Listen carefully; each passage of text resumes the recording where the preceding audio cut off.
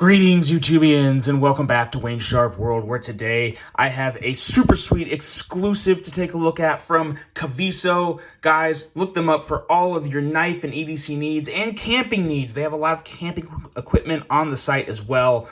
They are very much geared towards the explorer, the outdoors man or woman.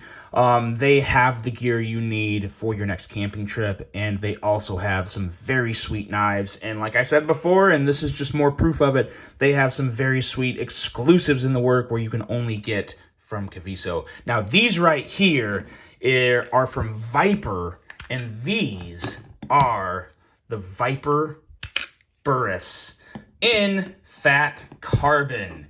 Now, let's take a quick look, but as we look at these, I want to thank you guys for tuning in today. If you like what you see, please do me a huge favor. Hit that subscribe button, follow along, and I will continue to bring you the content. Now, let's take a look at some overall specs on these knives here. They're overall very similar in length. So the specs I'll be reading are pretty much the same for both of them, and if there's anything different, I will specify as we go. But let's do this. We have an overall length of 6.125 inches, a blade length coming in at 2.6 inches, and a blade width coming in at 1.13 inches.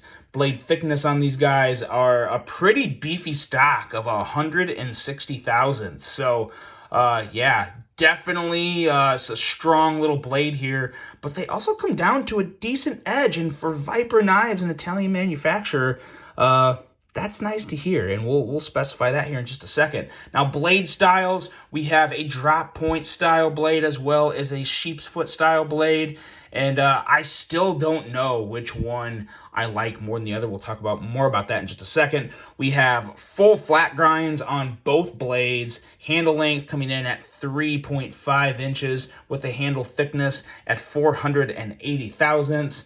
Handle width on these guys are coming in right around 1 inch with that gorgeous Arctic Storm fat carbon fiber. You guys know about fat carbon. There's hasn't been a secret for quite a while that they make, in my opinion, the best carbon fiber out there, and they do it better than anyone else with so many flavors and variations of carbon fiber. The Arctic Storm seems to be one of the more popular versions, and that's why you see it on these two knives right here. We have a weight coming in at 3.2 ounces, which is not too bad. And these are designed by Tommaso Rumici. Kind of assuming he is Italian, but I don't know that for a fact. What I do know is that he absolutely killed these designs in a lot of ways, and we'll hit on all those strong points as we go through the review. Now, the price on these guys, we have a special introductory price. The first week price of these guys are $159.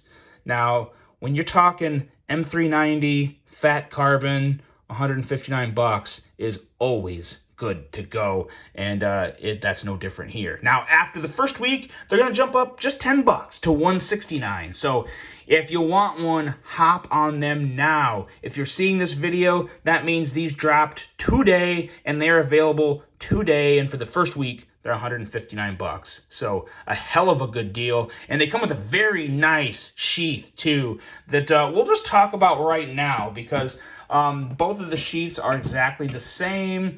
They are, as you can see with the points up here, they're designed to hold either knife. So we'll just take a look at one here. Very nice, very sturdy, solid sheath. One of the more thicker, durable sheaths I've handled. It's not, sometimes you'll get sheaths that are a little flimsy. Maybe the Kydex is a little thinner or something. Maybe not quite the same quality. This is superior quality.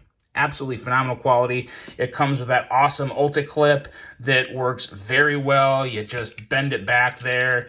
You pull it, tuck it down into your pants, close that up. Or actually, yeah, you go this way, close that up. You have a nice, secure grip to hold your knife. And obviously with the holes here, you can use additional things to attach to this to seat the knife on your waist however you prefer. But a very nice sheath that holds both of them very, very well.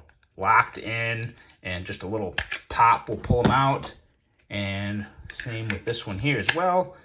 Goes in there, and it is good to go. And by the time it's in your pot or in your pants and fastened in, you're not looking at a whole lot sticking out. I mean, maybe I would say that's about 3.5 inches. Yeah, just the length of the handle. So they carry pretty well. If you want to carry a small fixed blade, this is an excellent option for you. And now let's take a look at some size comparisons. Going to compare it with some folding knives. I don't have a whole lot of actual fixed blades, and very few, if any, fixed blades coming in at this size. So let's go with the Civivi Elementum, because who doesn't know how big a Civivi Elementum is? And we'll throw an American-made boy up there. We have the Doug Ritter Hogue Mini RSK. As you can see, they're obviously much smaller than both of those because, yeah, they're just smaller knives. But, these blade shapes. Man, oh man, these blade shapes. One more here. Got the Spyderco Little Native, which will probably be really close. Yeah, pretty much identical in length. So there you go. The Spyderco Little Native is a very good size comparison. Now let's talk about these knives and just what makes them so good. Because when I heard this exclusive was coming through Kaviso, I heard the materials and I was excited. And then I have seen the Berus before, and I was pretty digging the smaller fixed blade look, especially the blade shape. There was just some things about it that really stuck out to me, primarily this handle. But first, let's talk about the blades and get that out of the way. Both of these blades are the most surprisingly slicey blades I've ever handled from an Italian manufacturer. As you guys know, Viper is an Italian-made company. They do all their manufacturing in Italy. I don't know exactly where. I want to say Maniago, but I don't know if that's correct because there's obviously MKM, which is, Maniago knife makers. But I thought they were pretty close to each other. I may be wrong. But nonetheless, Italian-made knives with slicey edges. We have edges coming in at 21 to 22 thousandths on these guys with a full flat grind. I know 21 to 22 thousandths isn't ridiculously thin, but compared to other Italian-made knives I've handled in the past, that's very good. Very good. Combine that with a full flat grind, and it is a very slicey blade. Very smooth edge, too. There's no burrs on these. They tore through cardboard and paper pretty darn easily. And when it comes to these two blade shapes, I naturally just gravitate towards the drop point a little more. But considering the size of this knife, I would be very hard-pressed to tell you that the drop point is more functional than... they're both functional because they both cut, right? But in terms of, daily use, I feel like this sheep's foot is probably a little more up my alley because, the draw cuts are a breeze. Open up boxes are a breeze. Jimping in the right places on these. I originally thought this was a Vox design. When I saw the jimping where it was and kind of the design of the handle, I immediately thought Vox, but no. Tommaso Rumici really did. He did so many things right with this design. In terms of which blade shape I prefer, I really can't tell you because I truly do love both of them. I really do love both of them. I think it would be very interesting to see another blade shape that has maybe the tip kind of more towards the middle, as to where the tip on the drop point Berus comes a little farther back, and then obviously the tip on the sheep's foot is way forward. I think something with a tip in the middle would be pretty interesting to take a look at, but nonetheless, you have two great options, two very different blades that are extremely effective and would make excellent, and I mean excellent, EDC fixed blades, especially for just your normal, regular, daily cutting tasks. These obviously aren't going to be survival fixed blades. They're not going to be anything extreme, but what they are is extremely useful and very, very good looking.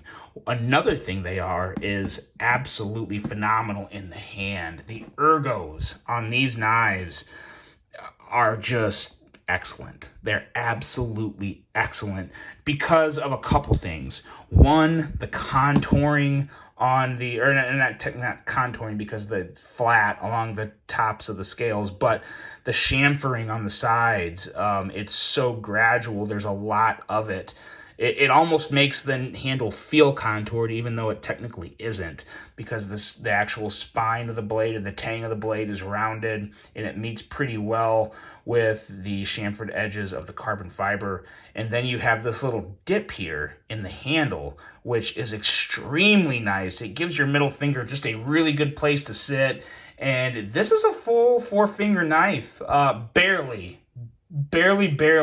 but since there's that hole down there, I just get an extra little bit of security, and I do feel like I have all 4 fingers securely on the knife. So really good job on Ergos with this. That was probably the most impressive thing with these knives for me.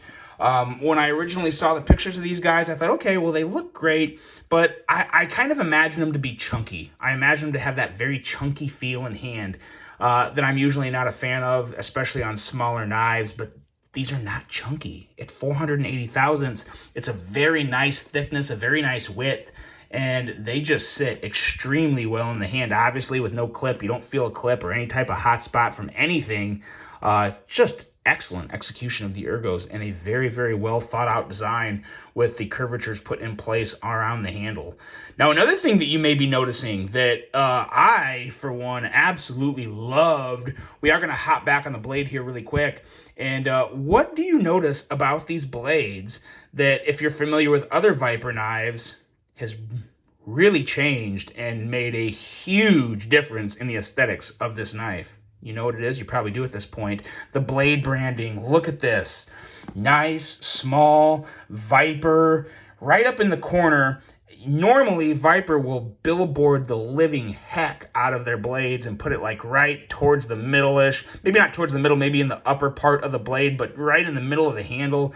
And I'll be honest, guys, I think they look terrible. I think Viper makes gorgeous knives. Their quality is fantastic. Their action is great.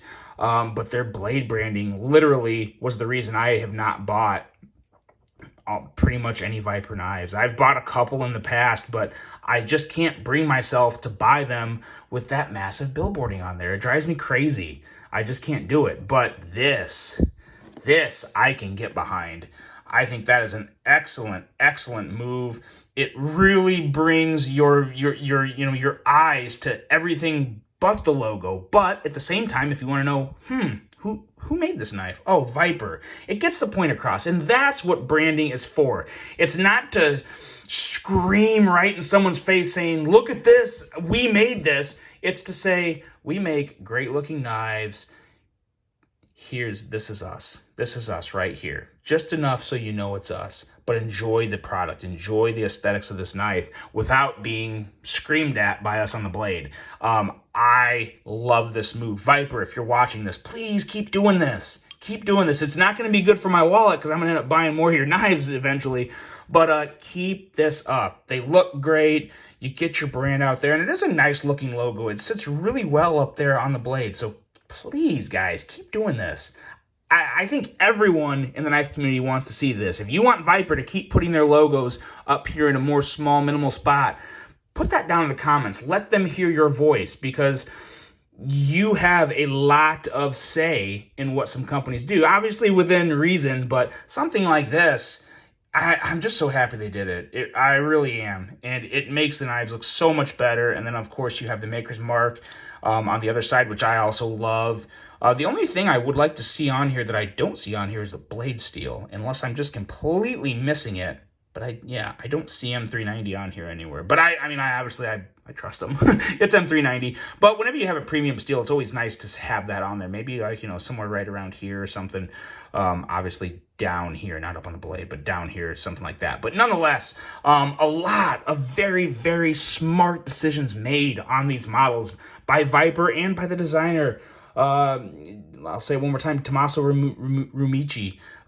Just a phenomenal design. One of the better fixed blade designs I've ever handled. A while back, I reviewed the SRK LeBlanc from Self-Reliant Knives, and I said that was another one of my favorite fixed blades. And the thing about that fixed blade was that was probably as big of a fixed blade as I would want to carry on a daily basis, but I liked it so much I would definitely EDC that one. And to where these ones, I love, and they're smaller. So, you know, this could replace potentially a fifth pocket carry. You know, maybe you carry a full size or whatever folding knife you want, and you stick this on your hip.